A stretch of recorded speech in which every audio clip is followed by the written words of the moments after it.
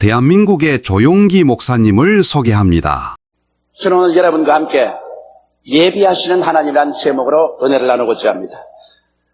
인간 생활 중에서 우리는 수많은 헤아릴 수 없는 크고 작은 문제에 봉착하게 됩니다. 그리고 이 문제에 봉착하게 될 때 우리 마음이 당황하고 고통스러운 것은 그 문제에 대한 해답을 갖지 못할 때인 것입니다. 문제가 다가올 때 거기에 대한 해답을 가지고 있으면 우리는 두려워할 것 없습니다. 오히려 문제가 즐거움이 될 수도 있습니다만 해답이 없을 때 그때 우리는 절망하게 되는 것입니다.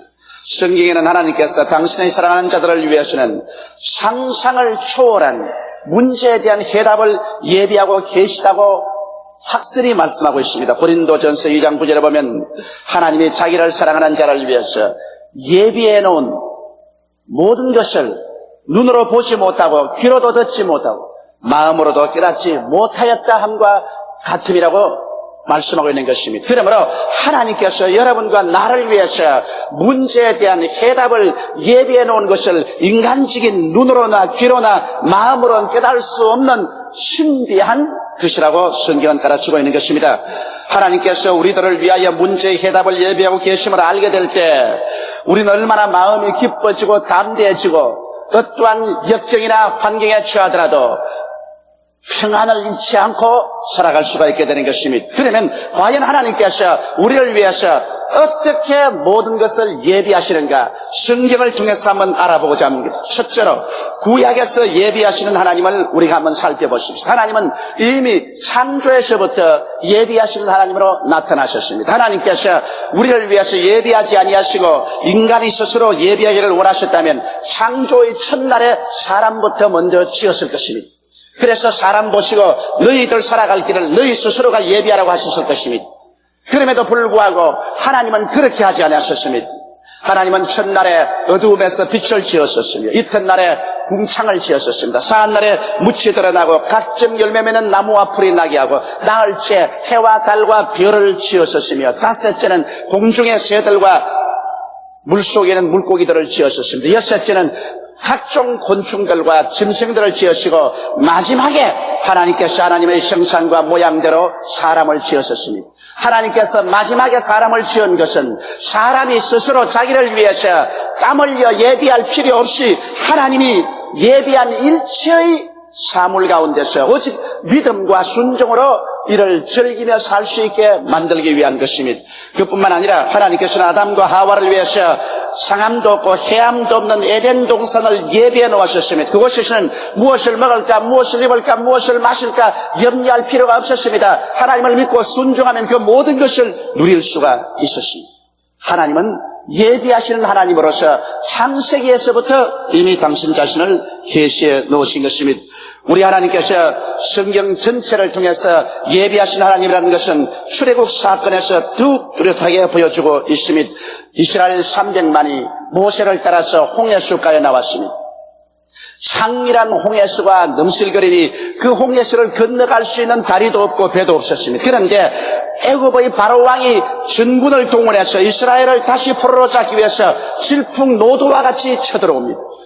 그러자 이스라엘 백성들이 보니까 살 길이 전혀 막혀버리고 말았습니다. 앞에는 창이란 홍해수요, 뒤에는 노도와 같은 애굽의 대군대가 밀려오니 거기에 샌드위치가 된 이스라엘 백성들은 절망 속에서 아우성을 쳤습니다. 모세야, 어디 애굽에 장지가 없어서 우리를 홍해수가에 데리고 와서 죽이려고 하느냐, 아우성이 있었습니다. 그러나 모세 혼자만은 하나님은 예비하시는 하나님인 것을 알으셨습니다. 하나님은 길이 없는 가운데서 길을 내시고 절망 가운데서 희망을 주시는 하나님인 걸 알았기 때문에 모세 혼자서 엎드려서 하나님께 기도하며 하나님께서 모세에게 응답하사 권능의 지팡이를 홍해수 위에 내밀고 갈라질 것을 명령하도록 하셨습니다. 그러자 길이 없는 홍해수에 바람이 밤새도록 불더니만 길이 갈라지고 이스라엘 백성이 육지처럼 지나갈 수 있도록 만들어주셨습니다.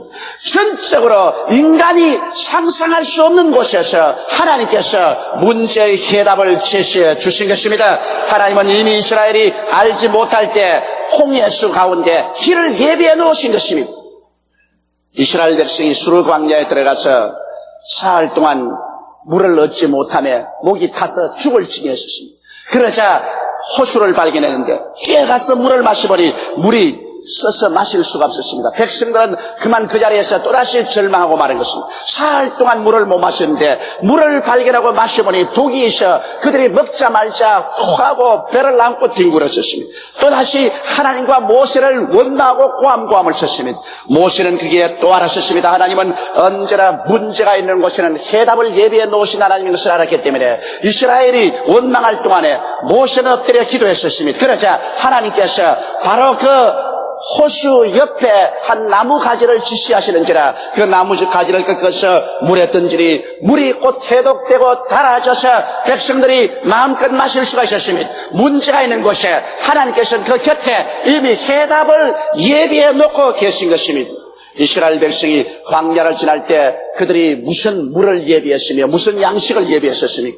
300만이 광야를 지나가는데 그 많은 사람이 먹고 마실 물과 양식이란 방대한 양입니다. 그러나 하나님은 미리 예비해 주셔서 하늘에서는 만나가 쏟아지고 바위에서는 물이 터져서 그들이 먹고 마실 수가 있었습니다. 이스라엘 백성이 애굽에서 나왔을 때 하나님께서 그냥 너희 살 길을 마련하라고 말하셨습니까? 아닙니다. 썩과 꿀이 흐르는 가나안의 복된 땅을 미리 예비해 놓으시고 하나님께서는 예비해 놓은 길로 인도해 가고 있으십니다. 이스라엘 백성들은 사사건건이 터집을 잡고 불순종하고 불신앙하여 하나님을 괴롭혔지만은 하나님은 이미 이스라엘 백성이 가서 살 수 있는 땅을 예비해 놓으신 하나님인 것입니다. 그러므로 구약 전체를 살펴볼 때 하나님은 야훼 이래 우리를 위해서 예비하는 하나님이라는 것을 절대로 부인할 수가 없습니다.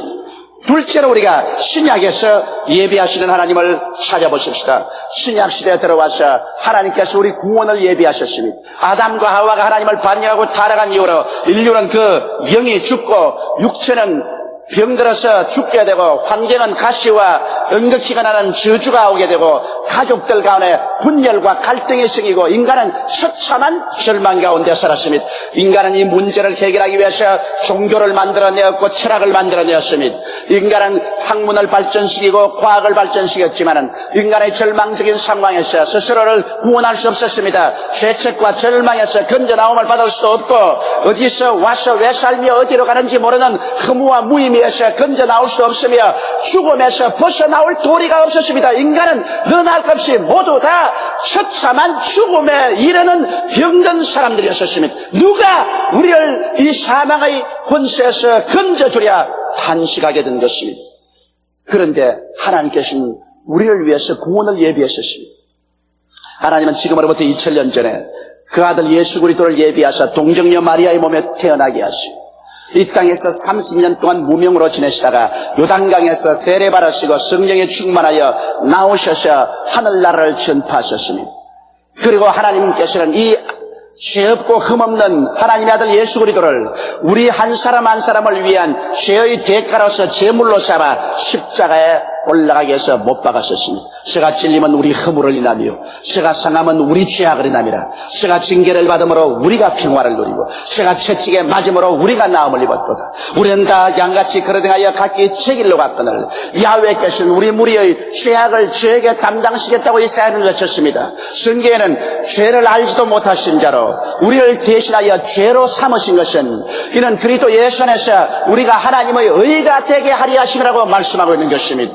이러므로 하나님께서는 우리를 위해서 구원자 예수님을 예비하시고 그의 십자가 고난을 통해서 찢어진 살과 흘리신 피로 말미암아 우리의 과거의 죄, 현재의 죄, 미래의 죄를 다 탕감하시고 우리에게 용서와 의의 길을 열으시고 천국 가는 길을 확실하게 예비해 놓으신 것입니다.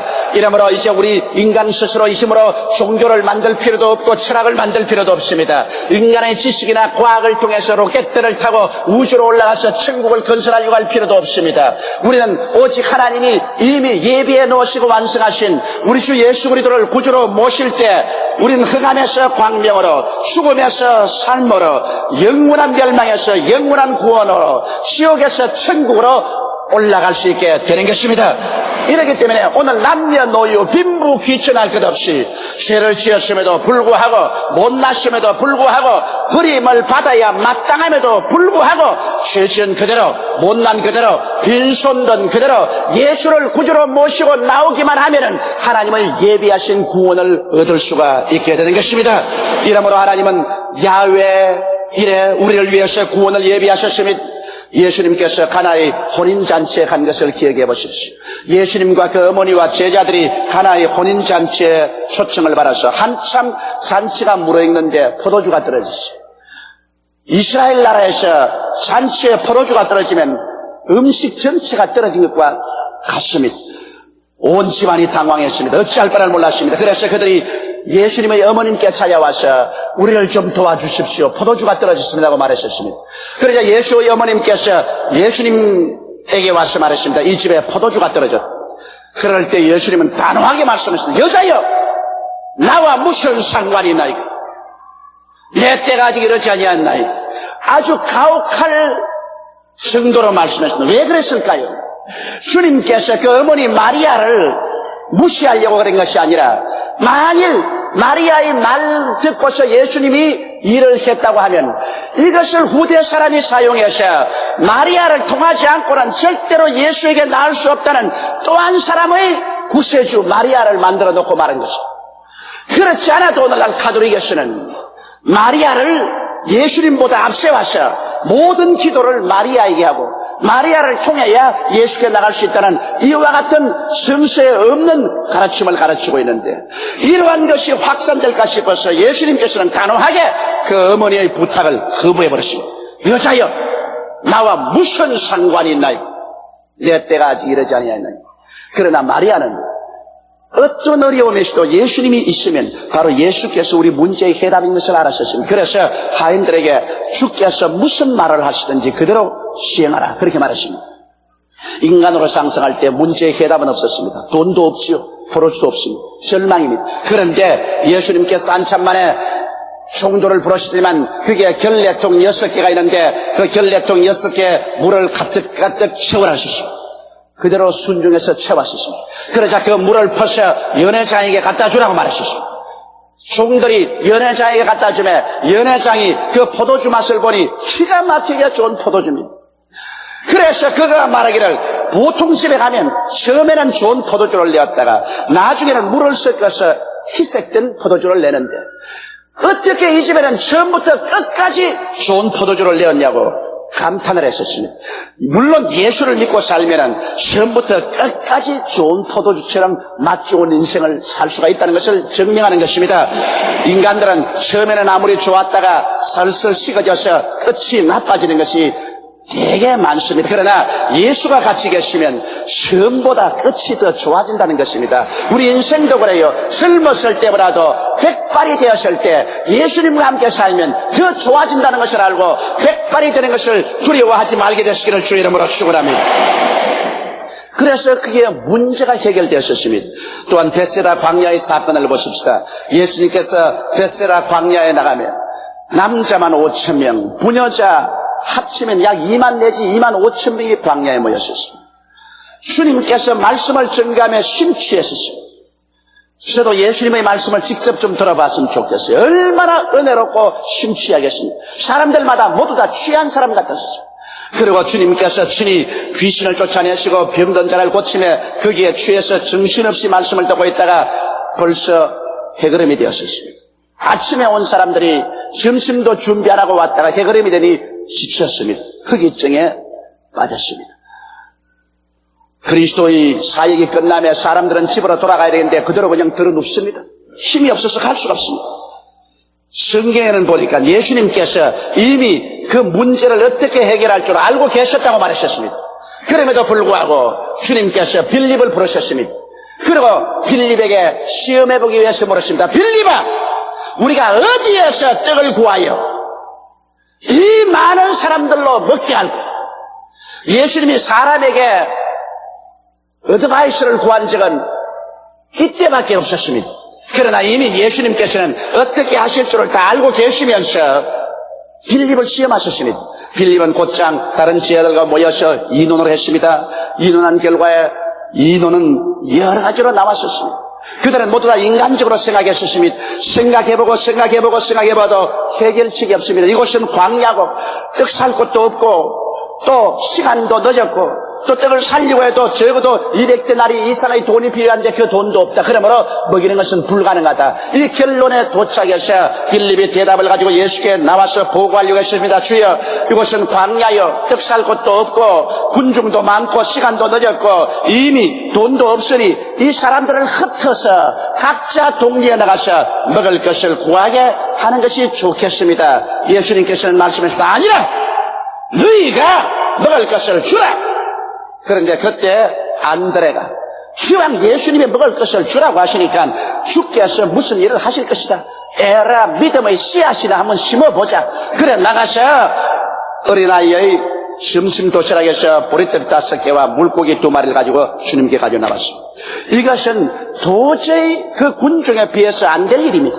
그러나 안드레 자신도 말했습니다. 주여, 이 많은 사람들에게 이것이 무엇이 될까마는 이것이 우리 믿음의 표시니 주님 받아주시옵소서. 믿음의 씨앗을 예수님께 심었습니다. 그러자 예수님이 그것을 바라사 축사하시자 하나님의 기적의 역사가 일어나셨습니다. 예수님께서 이것을 제 아들에게 나누어 주시고 제 아들이 군중들에게 나누어 주면 또 생기고 나누어 주면 또 생기고 나누어 주면 또 생겨서 그들이 다 배불리 먹고 남은 부스러기를 모으니 12광주리에 찼더라고 말씀하고 있는 것입니다.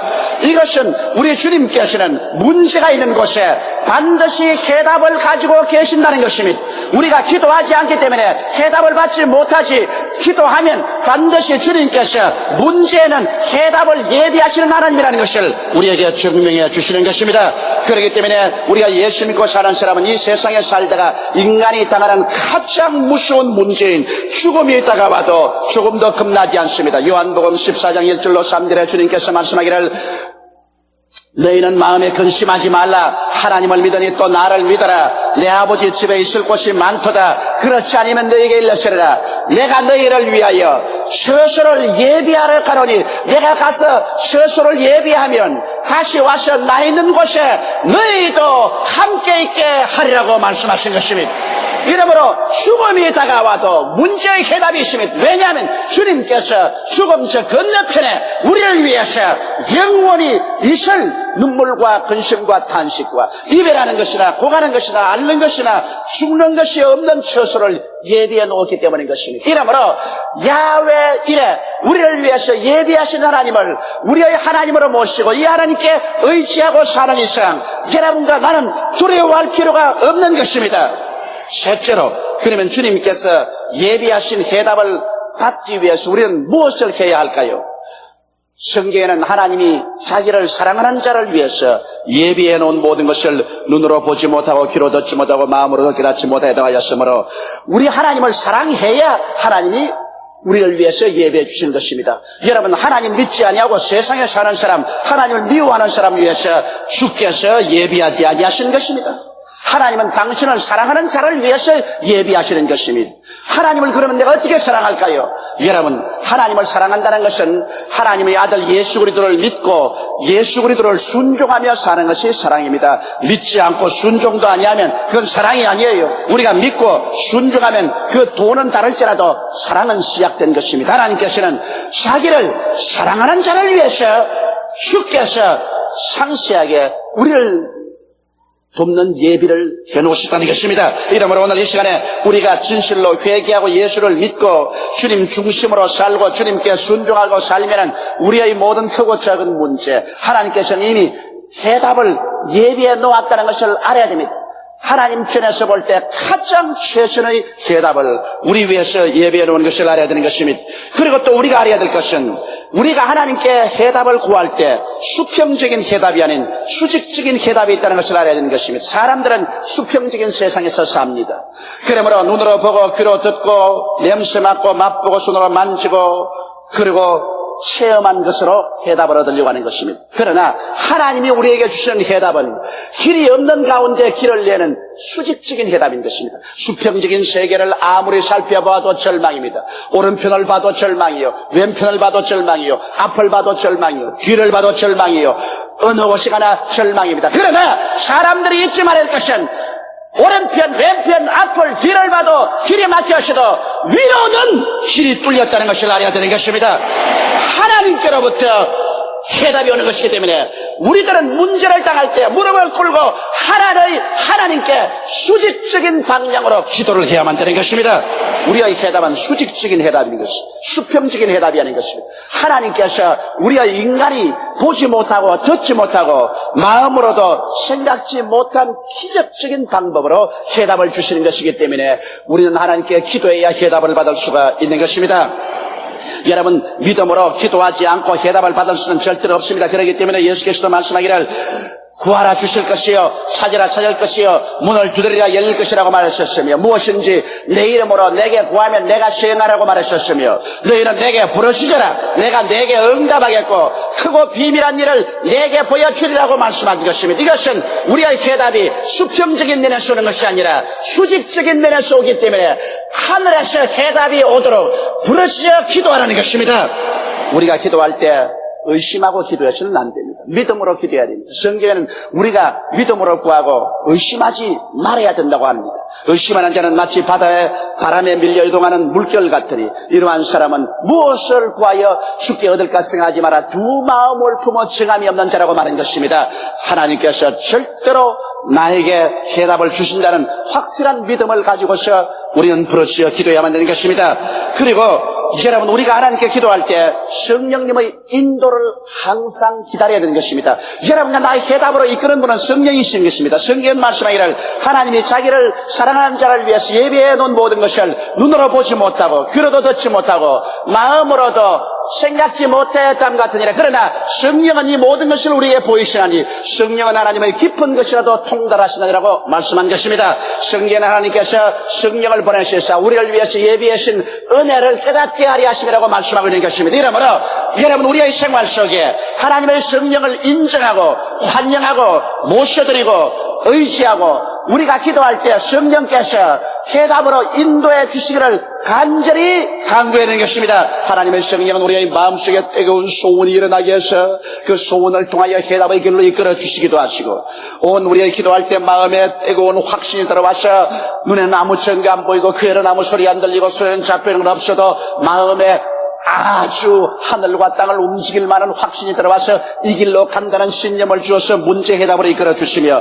혹은 갑자기 기도하는 데 마음속에 깨달음이 다가옵니다. 어두움이 걷혀지고 깨달음이 다가옵니다. 가편이 열리고 앞길이 환히 보이듯이 마음의 문제의 시종이 확 깨달아져서 그 길로 가게 하시며 혹은 성령께서 환경을 통하여 도저히 생각하지 못한 처소에 우리를 이끌어가며 만날 수 없는 사람을 만나게 하며 이리 연결하고 저기로 연결되어서 문제의 해답이 되도록 해주시는 것입니다. 이것은 예수 믿는 사람은 그 누구나 다소간 차이는 있지만 이미 체험한 사실인 것입니다. 이러므로 하나님의 성령께서 이렇게 인도할 것을 여러분 기대하고 하나님의 성령께서 인도하시면 조금 더 의심하지 말고 성령의 인도를 따라서 나서야만 하는 것입니다. 오늘 우리가 알아야 될 것은 이 세상에 예수 믿는 사람을 하나님께서는 고아와 같이 내 동댕이 쳐버리지 않았다는 것입니다. 하나님께서는 여러분과 나를 사랑하셔서 선지를 예비하신 하나님, 그 아들을 보내셔서 구원을 예비하신 하나님은 여러분과 나가 무엇을 먹을까, 무엇을 입을까, 무엇을 마실까, 어떻게 살까 하는 모든 전반에 걸쳐서 주도 면밀하게 이미 그 해답을 예비해 놓았다는 것입니다. 이러므로 문제 봉탕할 때 당황하지 말고 깨어져서 죄를 회개하고 하나님 앞에 수직적인 응답을 기대하며 성령께서 해답으로 이끌어줄 것을 전혀 마음속에 믿고 의심하지 말고 따라가면 하나님께서 오늘날도 희귀하고 놀라운 역사로서 우리에게 문제의 해답을 제시해 주시는 것입니다. 성경에는 히브리서 3장 15절로 19절에 오늘날 너희가 그 음성을 듣거든 노하심을 격동할 때와 같이 너희 마음을 강팍하게 하지 말라 하였으니 듣고 격노케 하는 자가 누구냐? 모세를 쫓아 애굽에서 나온 모든 이가 아니냐? 또 하나님이 40년 동안에 누구에게 노하셨느냐?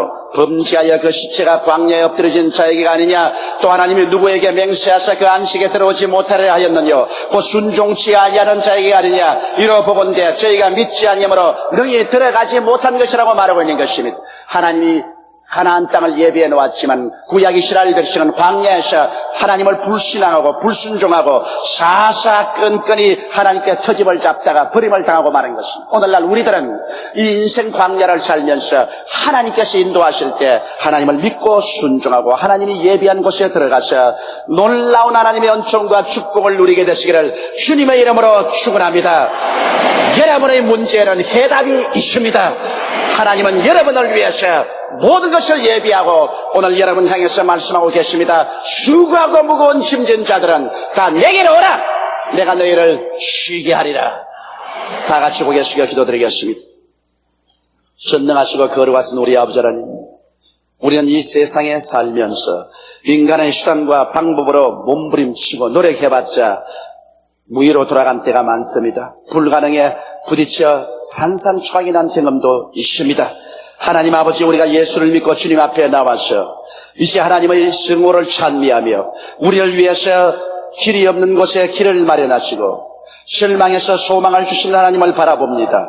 하나님 아버지, 야훼 일에 예배하시는 하나님이시여, 오늘 모든 사람들에게 이 진리를 깨닫게 하시고 이제 수평적인 방법에서 방법을 찾아 방황하지 말고 수직적인 면에서 기도를 통하여 믿음을 통하여 성령의 인도를 통하여 하나님이 예비한 길을 얻게 하여 주옵소서. 우리 아버지께서 우리 성도들에게 축복하였어서 모든 문제의 해답을 얻고 내일은 오늘보다, 다음 달은 근본들보다, 명예는 금년보다 나아지게 도와주시옵시고 영혼이 잘됨같이 범사에 잘되며 강건한 발전적인 삶을 살아가게 도와주옵소서. 우리 주 예수님 이름으로 기도드리옵나이다. 아멘. 할렐루야. 아멘. 목사님 감사합니다. 구독과 좋아요는 제작하는 데 힘이 됩니다. 감사합니다.